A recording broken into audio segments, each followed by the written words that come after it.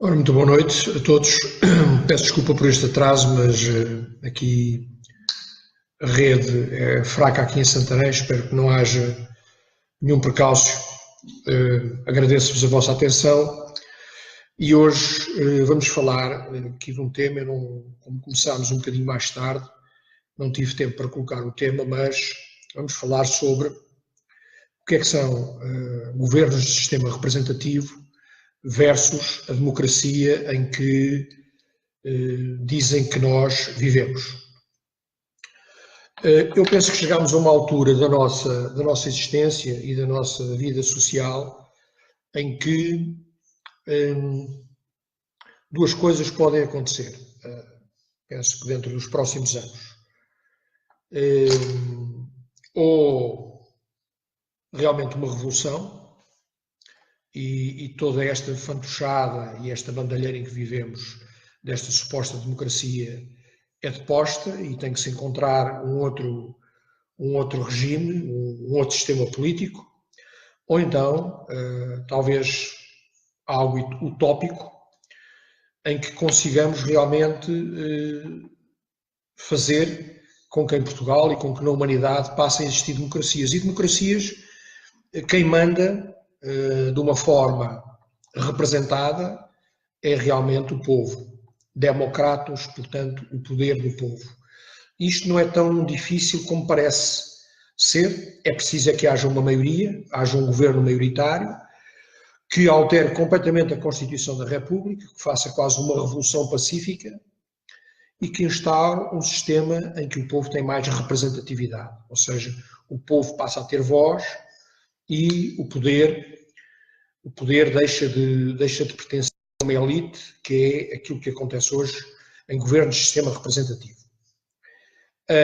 O que é então um governo de sistema representativo? Um governo de sistema representativo é aquilo em que nós vivemos. Portanto, a sociedade está polarizada em partidos políticos e estes partidos políticos, no fundo, representam ideologias, desde o fascismo ao comunismo, passando pelos sociais-democratas, pelos democratas cristãos, seja que for o tipo de ideologia, os partidos representam, são partidos de massa que representam ideologias, mas têm muito pouco a ver com as pessoas.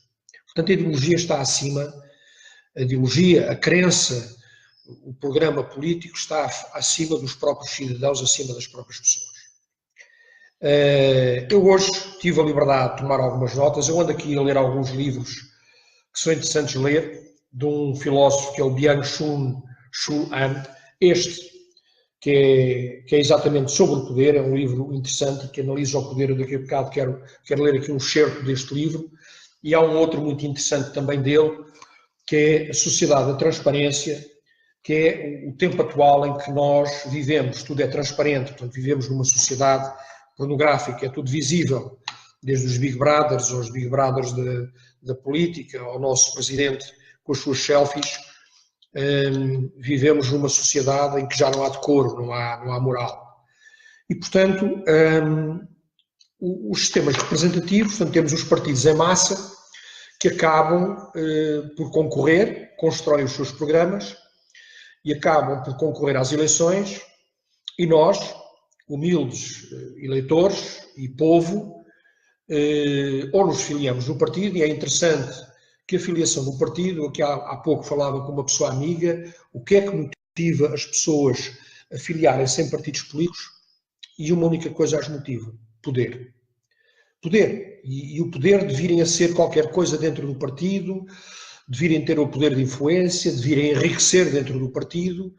E depois também vou explicar como é que a vida dentro de um partido funciona, para nós sabermos quem é que se senta realmente nesta nossa Assembleia da República, nesta Assembleia de imoralidade e de compadrios e de famílias, quase hoje em dia, e sem desprestígio para a monarquia, que temos um feudo e que vivemos numa sociedade feudal, em que ali no castelo lá da Assembleia da República está a nobreza, não é? E nós, que somos o plebe, o povo ou a média burguesia, vivemos aqui sem poder dar a nossa opinião. Muito bem. Então, o que motiva as pessoas a inscreverem-se nos partidos, o mais simples militante, é poder, é influência, é compadrios, porque a ideologia, o que é interessante é que as ideologias de conteúdos programáticos, as próprias pessoas que estão dentro dos partidos, desconhecem-nas, nem sabem o que é que estão ali a fazer. Vão dizendo que sim a tudo e vão progredindo e acabam por ser uns yes men que um dia se hão de sentar num sítio qualquer, que lhes dará uma avença qualquer, que lhes dará poder de influência e que os fará viver melhor. Ora bem, nós acabamos por votar em pessoas em quem não confiamos, elegemos estas pessoas têm um programa eleitoral que não cumprem, acabam por não o cumprir. E nós temos uma opção. Em termos de democracia, temos uma opção que é votar noutro partido. Mas o votar noutro partido não nos resolve o problema, porque o problema mantém-se. O partido tem exatamente a mesma forma de crescer, que é uma forma que investe na mediocridade das pessoas, e nós acabamos por votar numa outra opção. Eu vejo que agora começam, eu sou mesmo alérgico a partidos, e esta coisa de movimento de gente, se um dia for um partido, será um partido que eu espero que possa ter maioria para fazer a tal revolução, mas nem que demoremos alguns anos. Mas a consciência das pessoas vai se alterando até que um dia existirá um partido que não quer partidos e que se quer extinguir a si mesmo, trazendo uma Assembleia de Povo para governar este país. Eu depois vou-vos explicar como é que isto se faz. O que é certo é que, enquanto houver partidos políticos na nossa sociedade, nós não vamos alterar nada.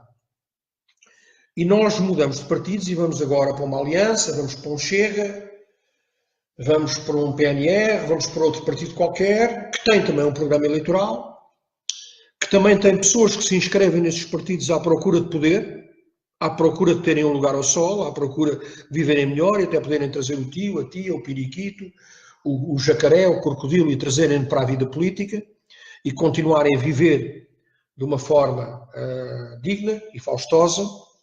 E, portanto, estes partidos não trazem nada de novo. Eu vejo agora, por exemplo, este partido Chega,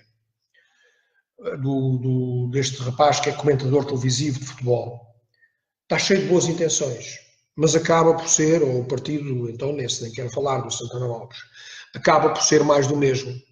E ainda por cima aparece com medidas que eu acho, em relação à justiça, entendo que as penas têm que ser pesadas. Têm que ser pesadas, as penas são pouco cumpridas, se é 25, se é 30 anos de prisão, é 30 anos de prisão. Mas sem telemóveis, sem coca, sem festas na prisão, a trabalhar no duro cá fora, a construir autoestradas e a ajudar os agricultores a limpar matas, essas coisas todas, que é o que não os põem a fazer.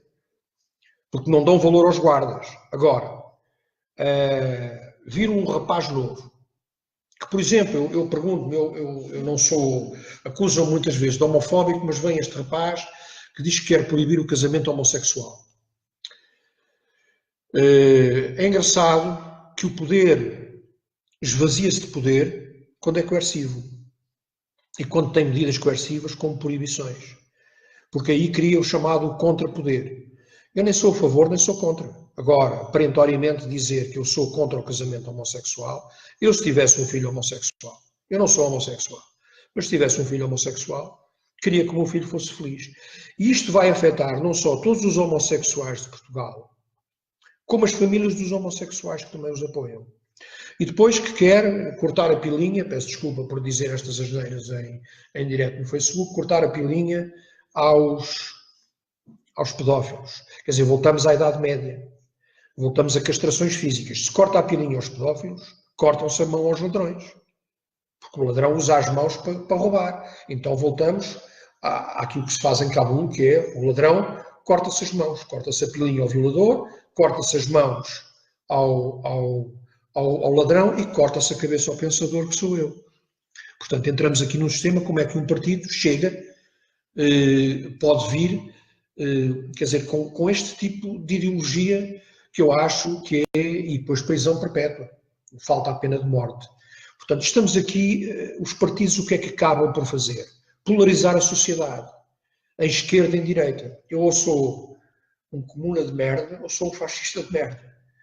E peço desculpa por estar a dizer asneiras, mas as pessoas têm que ouvir aquilo que tem que ser dito.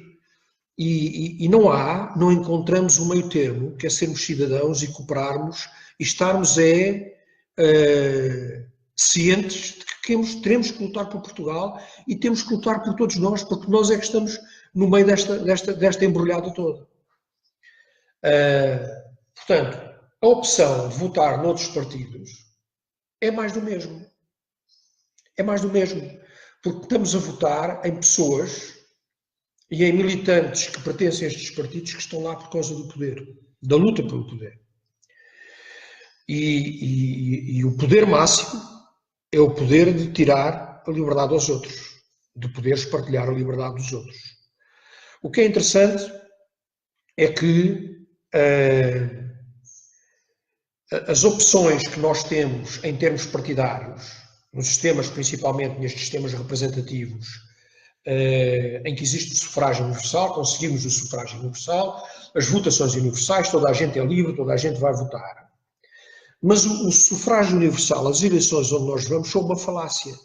Porque só quem tem grandes apoios financeiros e quem tem dinheiro é que tem o dinheiro para tornar as suas opções tão visíveis na televisão e nos meios de comunicação social e nas campanhas eleitorais, que a única opção que nós temos à nossa disposição é a opção de quem tem mais dinheiro.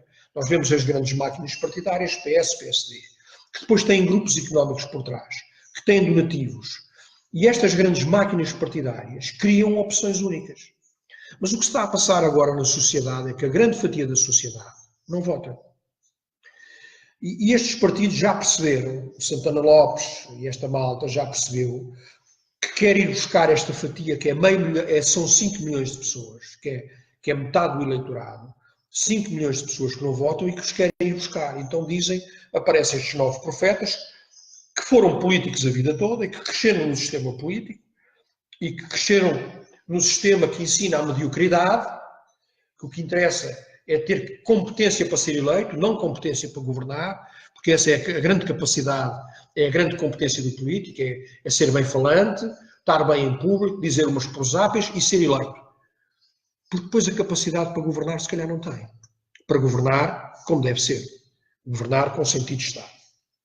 Portanto, o espaço público em que nós vivemos, e o filósofo José Gil também fala disto, está feito de forma a que o sufrágio universal esteja completamente contaminado. Porque quem tem dinheiro é que aparece, quem tem dinheiro é que mostra, quem tem dinheiro é que tem tempo de antena, quem tem dinheiro é que coloca cartazes, quem tem dinheiro é que põe os putos das juventudes aí na rua, sem lhes pagarem nada à chuva, a colar cartazes nas paredes. Eu não tenho dinheiro, portanto, a minha voz são vocês. E não faço questão de investir um escudo na minha candidatura. Minha candidatura é livre. É interessante ver, os partidos são piramidais. Portanto, nós temos no topo, é uma pirâmide, e hoje estive a estudar um bocado sobre isso, e como é que se cresce num partido político. Portanto, esta juventude, esta malta das juventudes socialistas, juventude social-democrata, juventude comunista, começam a aceder a estas reuniões, aos mítings partidários, poder, na busca de poder, na busca de visibilidade.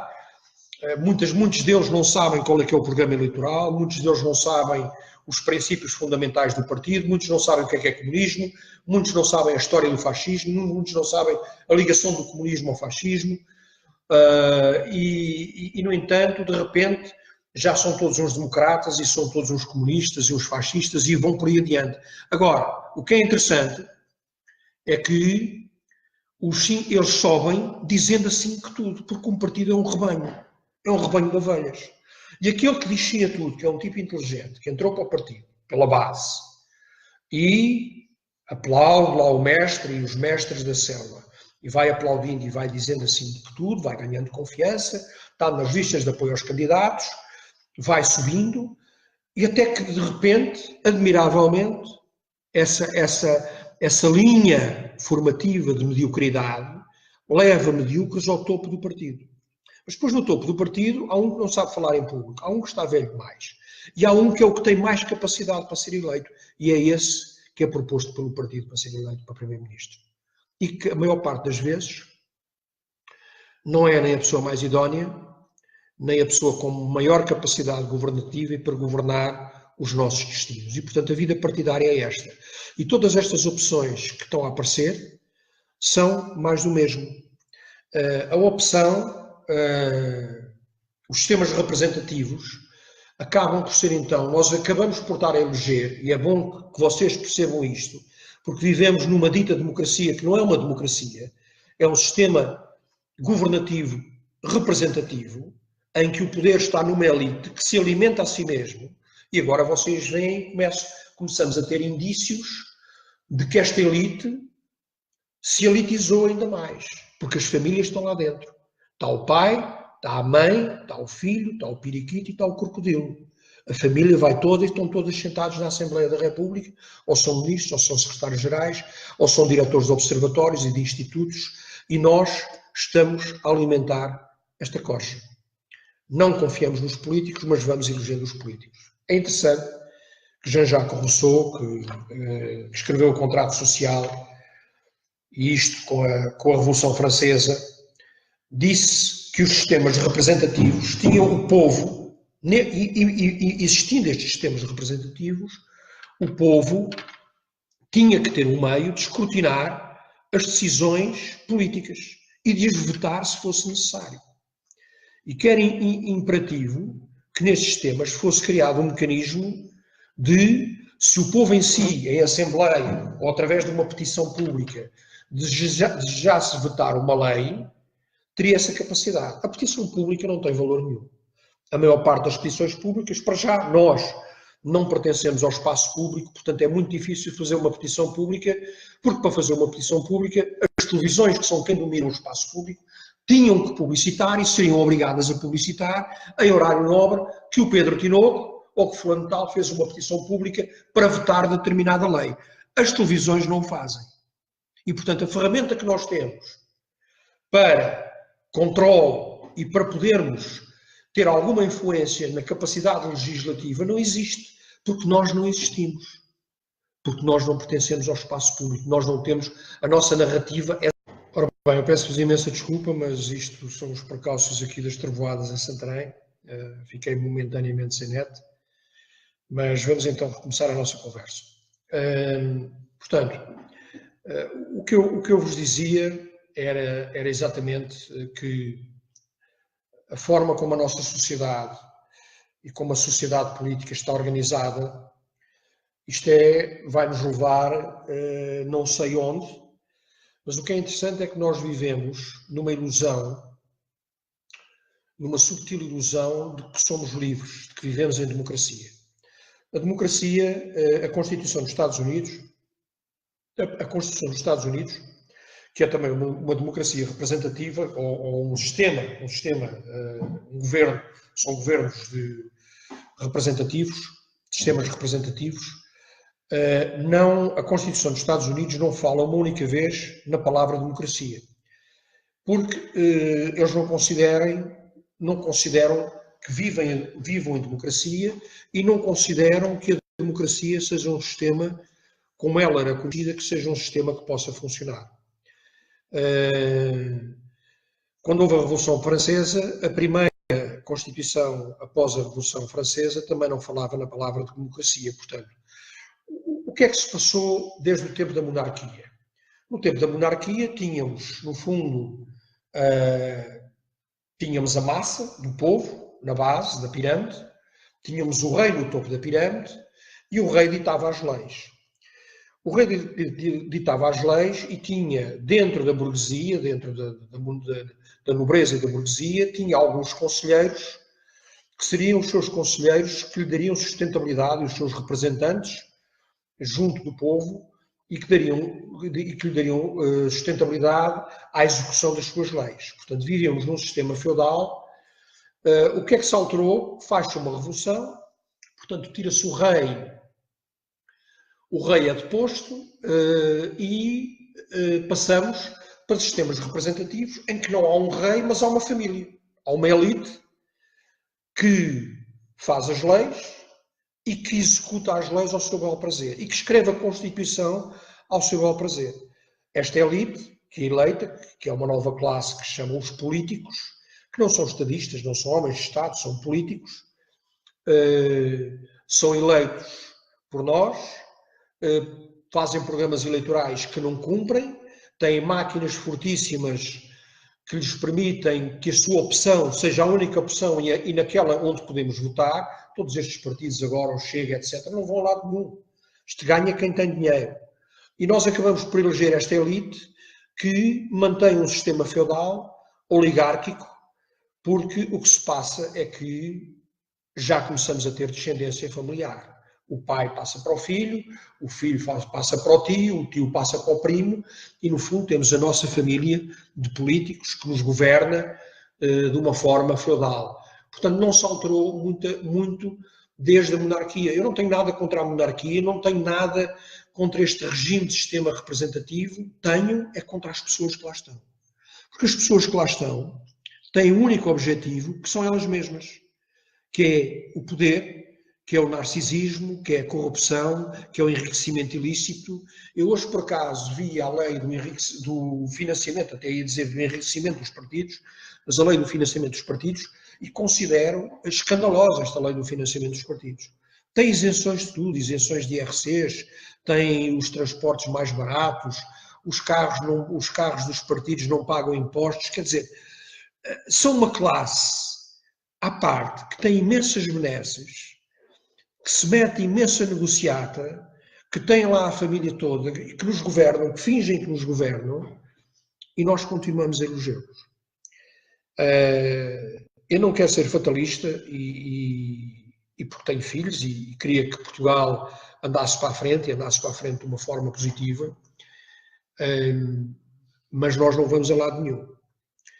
Não vamos a lado nenhum e eu penso sempre, fico sempre curioso em relação às Forças Armadas, qual é que é o papel. Eu continuo a ver os nossos generais atrás, a sorrir atrás do nosso presidente e a sorrir atrás dos nossos políticos, enquanto que o nosso presidente pede agora desculpas a Angola, ou eles pediram desculpas a Angola, o governo pede desculpas a Angola por um polícia ter batido num criminoso, enquanto o nosso presidente vai ao bairro da Jamaica cumprimentar o criminoso que bateu no polícia, e não cumprimenta o polícia que cumpriu a sua obrigação e que bateu no criminoso, e nós vivemos nesta sensação de que tudo isto é correto, de que tudo isto é bom.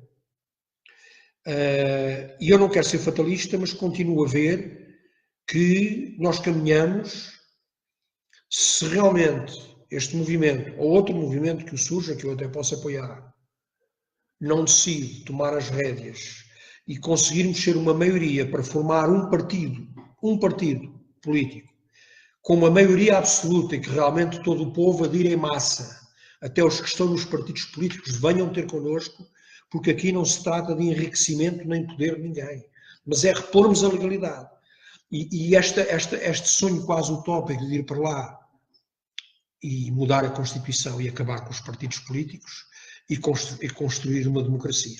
Vocês sabem que na democracia grega, que tinha, até houve aqui um senhor que me disse, o senhor falou da democracia grega de uma forma muito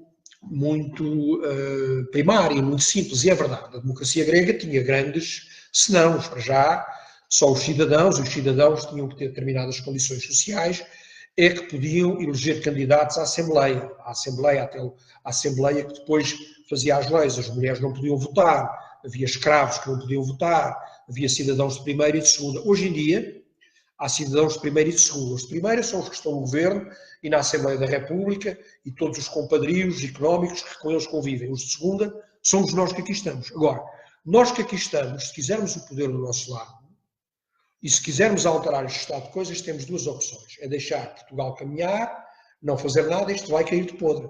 E se as Forças Armadas um dia não tomarem o poder e acabarem com esta malandrice toda, alguém terá que o fazer. E se calhar vai ser uma revolta popular. Porque isto vai caminhar para lá, inevitavelmente. As pessoas já estão saturadas de ver, porque isto vai se agravar. Agora vai haver eleições legislativas e o forró vai continuar. E nós não temos dinheiro. E depois vão começar a vir as más condições e os problemas económicos e a falta de dinheiro, o aumento da gasolina. Eu agora que até tenho um carro a gasóleo, já tenho a vida lixada. Comprei um carro a gasóleo, entusiasmaram-me a comprar um carro, agora não um carro a gasóleo, é um carro elétrico, quer dizer, a meio da jogada, lixa umas condições contratuais. E, portanto, o que eu vejo é que, ou realmente nós, este movimento que se está a gerar, e todos vocês que me estão a ouvir, já uma série de pessoas me mandaram um e-mail, mandam um e-mail, mas não se limitem a mandar um e-mail. Desculpa, isto caiu outra vez, é a internet que deve estar com problema, mas eu digo, peçam a 5 ou 6 pessoas para enviarem, 5, 6, 7, 8, 10 pessoas, a vossa família, o vosso grupo de amigos, para enviar um e-mail para este e-mail com o cartão de cidadão para aderirmos a este movimento e começarmos a ter representatividade. Eu estava a falar do sistema democrático grego, que tinha tanta coisa má, mas nós já não vivemos nesse tempo, ou seja, as mulheres são livres, não há escravos, os homens são livres, todos temos direito a que haja equidade, que haja justiça, que haja segurança, que haja educação, e podemos criar realmente um sistema eleitoral diferente, que em vez de eleições haja sorteios de candidatos que pertencem a candidatos de cidadãos das várias regiões do país e não precisam de ser 260 ou 270 como temos lá deputados, e que têm um mandato para vir fazer leis. E os governantes têm que ser escolhidos, os governantes que são só cargos públicos, não têm que ser de partidos políticos, nem têm que ser bois de partidos, têm que ser escolhidos pela sua idoneidade social, psíquica, física, moral, pela sua competência profissional e terem sentido de Estado e serem devidamente escrutinados pelo povo para não enriquecerem ilicitamente. Eu no próximo programa vou fazer um programa mais detalhado, mais virado para a filosofia e para a filosofia grega e como é que era a democracia grega. Não vou hoje alongar-me sobre isso. O objetivo desta apresentação de hoje era fazer-vos perceber que, eu até tenho aqui uma passagem, peço desculpa, vou pôr os meus óculos, uma passagem deste livro sobre o poder, que retrata exatamente o momento que nós vivemos e a perniciosidade do poder. Que eu, quando vejo esse sentido pernicioso do poder, a pessoa que o encarna é o nosso atual Presidente da República. O nosso atual Presidente da República é um homem extremamente ardiloso, inteligente, esperto, que não dá uma no cravo nem na ferradura, que está nem do lado certo nem do lado errado, nem diz sim nem diz não, e que é o grande que tem uma linguagem quase monástica e de capelão ou de padre, sem desprestígio para os capelões e para os padres, mas uma linguagem angelical e que nos vai embalando numa suposta liberdade. Mas é interessante que o poder aumenta a sua eficácia e a sua estabilidade ocultando-se, fingindo que não é poder. Não é? O poder que finge que não é poder é um poder ainda maior, fazendo-se passar por qualquer coisa do cotidiano ou de óbvio. No fundo, o que o nosso Presidente faz e que exerce um poder brutal, porque é o poder de adormecer as pessoas que se vão revoltando e de pôr tudo em águas mornas, é exatamente esse poder de adormecimento e de dizer que está tudo bem, porque nem estamos à esquerda nem estamos à direita, não somos nem fascistas nem comunistas, somos todos irmãos, somos todos portugueses. E todos nós estamos a pedir desculpa a Angola neste momento porque um polícia bateu num criminoso. Essa é a tal astúcia do poder, é passar despercebido, é quando não é coercivo. O poder coercivo esvazia-se de poder, porque passa a ter um oponente. E o que eu vos quero dizer aqui é que nós temos que passar a ser esse oponente, temos que deixar de andar adormecidos e passar a ser esse oponente que não está adormecido. O poder que sem coerção nem ameaça opera sobre o automatismo dos costumes. O costume de sermos nós, de sermos acomodados, o costume de não refilarmos, o costume de não dizermos nada, o costume de sermos os coletes amarelos e só aparecem meia dúzia de camaradas com colete amarelos, que depois alguns também são partidarizados e que vão para lá fazer barulho. E nós mantemos no automatismo dos costumes. E, portanto, o que é interessante é que o nosso destino é vivido como um projeto livre, mas nós não somos livres. O dominado que somos nós acaba por adquirir um gosto até mesmo por um estado que é em si mesmo negativo. Nós até gostamos disto. Nós até apreciamos disto. Não é? Assim a pobreza passa a ser um estilo de vida em si mesmo e decorre de uma escolha própria que é a nossa própria. A pobreza em que vivemos, e é a pobreza na coragem, a pobreza no espírito, passou a ser um costume. Mas é uma escolha nossa, porque nós continuamos a votar neles. nós continuamos a votar no feudalismo, continuamos a votar num sistema representativo que elege uma elite. E pensamos que é democracia, mas a democracia não é isso. A democracia é exatamente o contrário. A democracia é uma assembleia de vários cidadãos que são sorteados ao acaso e que durante determinado tempo legislam nessa assembleia sem pertencer a qualquer partido e vêm com o objetivo de dialogar para essa assembleia, e o objetivo é o povo e a felicidade do povo. E esse órgão legislativo emana ordens e leis para governantes que são escolhidos, que são só cargos públicos, que são escolhidos, são escrutinados e são os melhores gestores públicos, e se algum meter os pés ou quiser enriquecer, é imediatamente posto fora da carroça e vai para lá o outro. Isto é que é a democracia. Onde toda a gente, homens, mulheres, pretos, brancos, homossexuais, transgêneros, toda a gente tem os mesmos direitos, independentemente de seja que ideias que tenha, de sexo, de género, de ideologia política, de cor, de raça. Isso é que é democracia, é equidade. Não é igualdade, porque nós não somos iguais, nós somos todos diferentes. É equidade, é termos os mesmos direitos, mas também temos os mesmos deveres.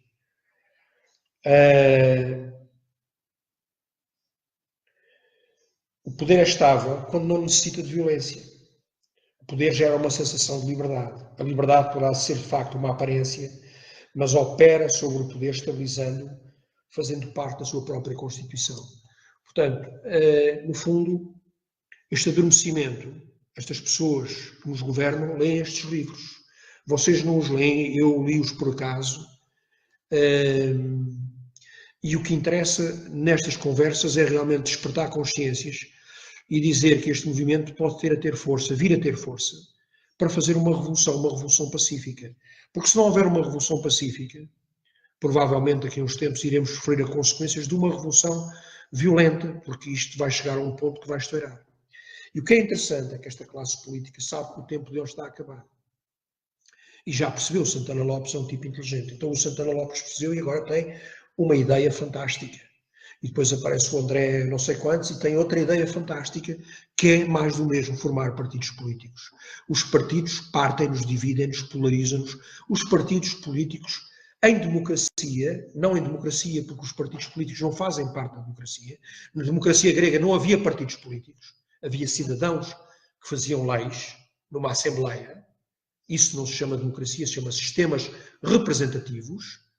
E os partidos políticos vão continuar a fazer exatamente o mesmo e não nos vão trazer felicidade. Vamos ter sempre uma elite, que enriquece, que se ri de nós, que goza, enquanto nós vivemos adormecidos. Eu penso que isto é um ponto de situação, sem querer ser demasiado dramático. Eu sou populista. Marcelo Rebelo de Sousa, se me chamar populista, sou populista. Se tento ser, acima de tudo, é estar de acordo com a minha consciência, ler, estudar, ouvir pessoas. E é interessante ter ouvido uma pessoa que até já pertenceu a uma maçonaria, que até já conhece estes meandros do partido dos partidos e dizer-me que é tudo mesmo. É gente medíocre, mas que é interessante dizer-me que esta minha ideia é uma ideia utópica, é uma ideia realmente que a máquina está de tal forma montada, o povo é de tal forma enorme, que se nós não nos juntarmos, eu, vocês e todos aqueles que venham, se não nos juntarmos e fizermos isto juntos, e reparem bem, eu sou o elo menos importante nisto tudo. Eu sou um tipo que penso e que falo e que venho para aqui debitar aquilo que penso. Vocês é que são importantes. Porque vocês é que podem trazer gente. E esta gente pode se transformar num grande grupo, num grande movimento e termos força de lei. Temos força de lei para alterar isto. Eu até dizia, na altura em que o Gandhi acho que também batia na mulher, temos aqui uns tipos que são humanistas, mas depois têm outros lados negros, que eu também tenho os meus, mas quando o Gandhi começou a fazer aquela revolução e a querer tirar os ingleses da Índia, era praticamente impossível, era um sonho impossível. Quer dizer que eles saíram de lá. Saíram de lá e a Índia transformou-se no país que é, não é? E nós temos a capacidade, porque eu considero que não existem impossíveis, os impossíveis estão dentro de nós. E se nós não tivermos esse impossível dentro de nós temos a força para mudar isto. mas temos que ser todos iguais, não há cá diretores de movimentos, não, é uma união de almas, de pessoas que estão com o ideal de mudarmos a humanidade e mudarmos isto para melhor e que nos reunimos no movimento, e o movimento não é um à frente e os outros atrás e uma pirâmide, não. É de mãos dadas, lado a lado, que as pessoas progridem. E apostando essencialmente naquilo que eu já disse, não é? Há aquele pilar que é o pilar da educação. O nosso grande problema é a falta de educação. Estes livros que eu leio porque me interessa e porque estudo, mas estes livros e outros livros e idosos que nos podem dar e podem dar aos nossos filhos e às nossas crianças uma experiência de vida fantástica, o Ministério da Educação não está interessado em dar-nos educação, em ensinar-nos a pensar. Porque se nós começarmos a pensar, começa a aparecer gente perigosa como eu. E, portanto, aos pedófilos tiramos a pilinha, aos ladrões cortamos-lhes as mãos e aos que pensam cortamos-lhes a cabeça. E é o que eles querem. É o que esta gente quer. No fundo, é cortar a cabeça a quem pensa. E a forma de cortar a cabeça a quem pensa é não dar educação às pessoas que podem pensar, que são os nossos filhos e que são as próximas gerações. Foi o que eu disse no outro programa, no outro vídeo sobre os idosos. O futuro da humanidade, que serão os nossos filhos, depende de nós hoje. E, portanto, vocês que ficarem aí sentados, vocês que... bem, eu peço-vos imensas desculpas, também estou a terminar esta sessão. O vídeo caiu, penso, por 3 ou 4 vezes. Eu li agora aqui uma pergunta de uma pessoa, não me estou agora a recordar o nome, que é: mas a solução qual é? A solução é mais do mesmo? Não, a solução não é mais do mesmo. A solução da humanidade, a solução dos nossos filhos não passa por uma sociedade dividida em partidos. A história da humanidade, isso não se chama democracia, não é a forma mais correta de viver. A história da humanidade, que se tem polarizado desde sempre, é uma história de guerras, de desgraça, mas também de evolução.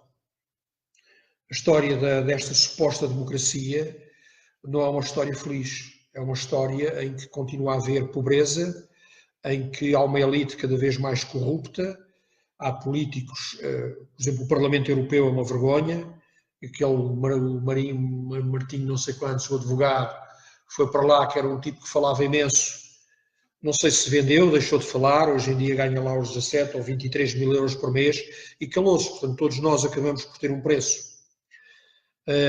E a questão, eu muitas vezes me questiono, e eu, o que é que me aconteceria agora se me oferecessem uma casa, se me oferecessem um carro brutal, e se me oferecessem dinheiro, e se me pusessem dinheiro no offshore, o que é que eu faria? E eu vou-vos dizer a resposta mais fácil e politicamente correta.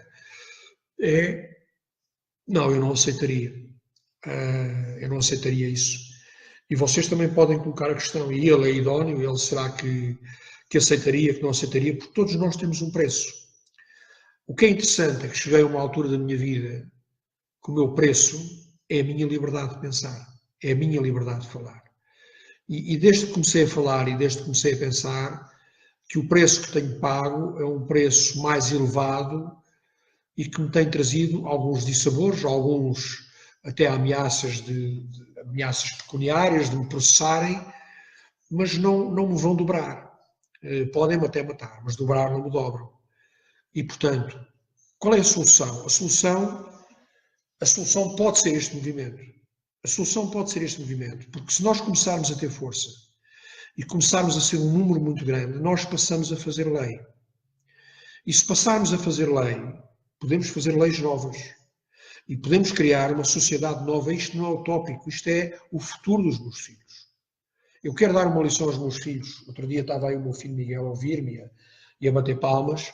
O futuro dos meus filhos não pode ser o futuro que eu tenho hoje, ou seja, não pode ser o presente que eu tenho hoje, que é um presente em que vivemos numa bandalheira total, numa sociedade pornográfica, em que temos um presidente que é pornográfico, quer dizer, que é transparente, que vai ao programa da Cristina e que liga para a Cristina, agora foi lá o Costa, e faz um bacalhau à biscainha, uma coisa qualquer. Quer dizer, isto é tudo, isto faz-nos, estes programas, estas coisas que a televisão nos...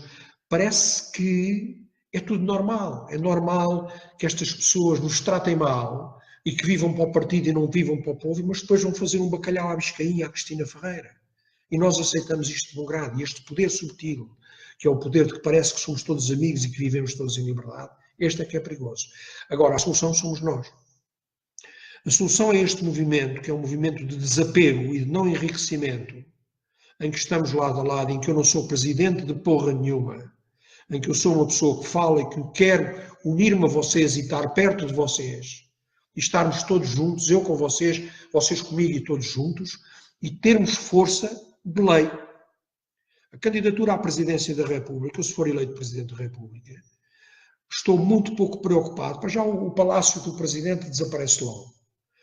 E depois estou muito pouco preocupado com mordomias e com cerimónias e com coisas. Eu tenho é que, se calhar, no dia em que há greve dos enfermeiros, não estar ao lado dos sindicatos, porque os sindicatos é outra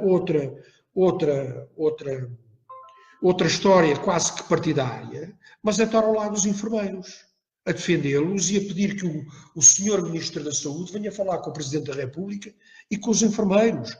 E tem que estar ao lado dos guardas prisionais e ao lado dos polícias e ao lado do Ministério Público e estar nas escolas a fazer com que a educação seja bem dada e com que se ensine as crianças a cooperar. Este é o papel do Presidente, é unir a nação e dar valores à nação. Não é ser um calcinhas que anda ali com não sei quantos militares atrás do guarda de honra e a rirem-se para trás deles, tipo em plastro, e mais não sei quantos ministros e secretários de Estado, tudo na risota, e que não toma partidos. O Presidente da República tem um partido, que é a Nação Portuguesa. Não é os partidos portugueses. Mas pronto, este nosso Presidente também vem de um partido, também teve a sua vida partidária, também foi um boy aí do PSD, também tem as suas negociatas, também há de ter a sua vida. Eu não quero nada para mim. Portanto, o segredo de termos uma opção é começarmos a criar uma opção que não é um partido. É um movimento que pode vir a ser um partido que acabe com a vida aos partidos. E esta é a única opção que vejo. Se não seguirmos por aqui, eu estou aberto a que vocês me digam e que me mandem e-mails, os e-mails que eu recebo para genteportugal@gmail.com, há pessoas que me têm dado ideias excelentes. Ainda agora houve um guarda prisional que partilhou histórias inimagináveis comigo, não sei se tenho autorização para as partilhar, mas vê-se o estado em que as prisões andam, a mentira em que nós vivemos, a aparência, as máscaras que nós fazemos na nossa sociedade. Meus amigos, estas conversas são sempre para ser 30 minutos, esta foi interrompida uma série de vezes. A próxima aula, eu depois vou anunciar ao Abel, será, e com a autorização do meu professor e mestre de filosofia, Jorge Humberto Dias, a próxima aula será uma aula de filosofia. Eu vou falar do que é a democracia. O que é a democracia? E vou falar de um sistema que é um sistema utópico, mas os sonhos são para ser vividos. E os sonhos realizam-se, o sonho comanda a vida. Mas que é um sistema possível de ser realizado, se nós o quisermos realizar. E se vocês que aí estão, agora, quando acabarem este vídeo, contactarem 10, 20 pessoas, e essas 10, 20 pessoas mandarem um e-mail para a Gente de Portugal, e que um dia consigamos fazer, através deste movimento, uma grande reunião em Portugal, arranjar um espaço e fazer uma reunião, e falarmos, e chegarmos a conclusões. Eu tenho as minhas conclusões, eu tiro as minhas conclusões, mas eu sou uma cabeça a pensar. Mais cabeças são importantes. Agora, uma coisa, não embarco. Não embarco em partidinhos, não embarco agora em favores, não embarco em poder, em luta pelo poder, nada disso. A luta aqui é uma, a verdade. A luta pela verdade e a luta pela equidade, a luta pela educação, pela justiça, pela saúde, pelos bens básicos que uma sociedade e que uma democracia deve ter. E por nós passarmos a ter uma voz. Eu nem me imaginava, nunca me imaginava nesta posição. E ainda hoje partilhava com alguém, assim, eu quando tomei esta atitude de avançar e vir a ser candidato à presidência da República, quando não sei quando é que é, mas pá, em 2022, não sei quando é que é, isto é um passo de consciência, quer dizer, é um passo de desapego, de consciência e bater com a pedra no charco e fazer qualquer coisa. Estou farto de falar, estou farto de escrever sobre isto, de falar mal deste, falar mal daquele, criticar tudo. Eu não quero criticar. Eu quero passar a cooperar com as pessoas e até ouvir os partidos e ouvir-os e convencê-los a deixarem de ser partidos. Até ouvir as pessoas, ouvir os polícias, ouvir os enfermeiros, os professores e construirmos uma sociedade melhor. Isto não é impossível, basta ter pessoas boas. E há pessoas boas na nossa sociedade, há homens bons com sentido de Estado que querem servir. E é nesses que temos que apostar. A próxima aula será uma aula sobre democracia, uma conversa sobre democracia, o que é que eu entendo que é democracia, o que é o poder do lado do povo. E não sei se este sistema, mas tenho que pedir depois ajuda ao meu filho Miguel, se este sistema permite partilha de ecrã, para eu vos mostrar alguns slides que vou fazer, para vos ajudar a perceber aquilo que eu entendo que é uma opção por Portugal e que não passa por partidos políticos. Meus amigos, uma boa noite a todos, desejo-vos obrigado pela vossa atenção, peço desculpa por estas interrupções todas, mas espero que tenham gostado e que tenham ficado esclarecidos que nós não vivemos em democracia e que na Constituição da República, onde diz democracia, deviam apagar essa palavra. Porque, na realidade, vivemos num sistema feudal, com uma elite que nos governa, corrupta, podre, promíscua e que goza a nossa pala e que goza connosco todos os dias. Muito obrigado, uma boa noite e até à próxima aula, que é falar sobre democracia.